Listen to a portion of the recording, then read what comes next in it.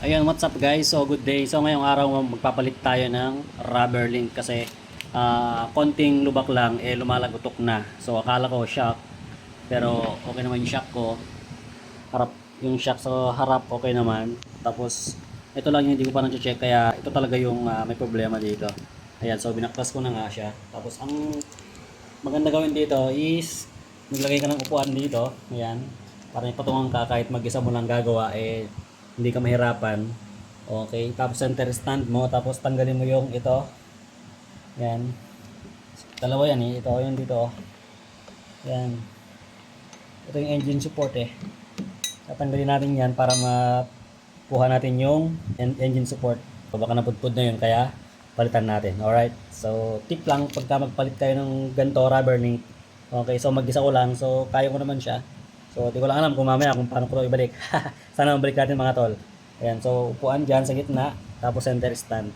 Okay? Maganda kung may impact wrench kayo. Alright, mga power tools para mabilis nyo matanggal. Ito, ginamitan ko lang siya ng 17mm na ito. Ayan. Okay. Parehas naman yan, 17mm lang. Alright, tara, let's go. Ayan, so malinis na oh. Diba? Kabit na natin mga tol. Ayan o. Malinis na. So, kailangan ko ng glue dyan para dumikit. Ayan, so bago nga pala ito tatanggalin mga tol, yung ating yung mga yan. Kailangan natin tanggalin yung ito, side skirt.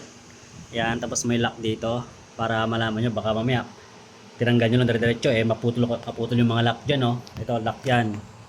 Ito, lock yan. Yung blue dyan, pasok yan doon. Tanggalin mo lang dyan, hugutin mo lang. Tapos meron ditong tornilyong isa. Tapos yung lock, ito yung kulay blue. Ilahin mo lang 'yan. Tapos dito may lock din. Ayan, para hindi kayo mabasagan, alright? Ayan, tapos meron dito isa. Ayan. Para makita mo yung ehe dito, tulad nito. Meron dito nakatago dito.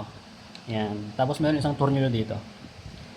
Tanggalin mo 'yan para makita mo dito. Tanggalin mo 'to. Angat mo lang to, tanggal na yan. Kita mo na yung eheng isa. Ayan. Yung ganito. Dito nakalagay yan. Yung isang ehe ng engine support. Ayan.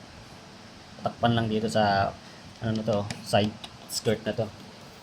Side fairings. Ayan. Okay, so far nabalik ko na mga tol. So medyo kapagod din kasi syempre hirap ibalik pagka mag-isa mo lang, pero nagawa ko naman. Ayan. So nabalik na natin. Okay, so ayun lang mga tol, ride safe everyone mga tol. Sa mga gustong bumili ng rubber link, maglalagay ako ng yellow basket para di na kayo mahirapan. Alright? Ride safe everyone mga tol. Bye bye!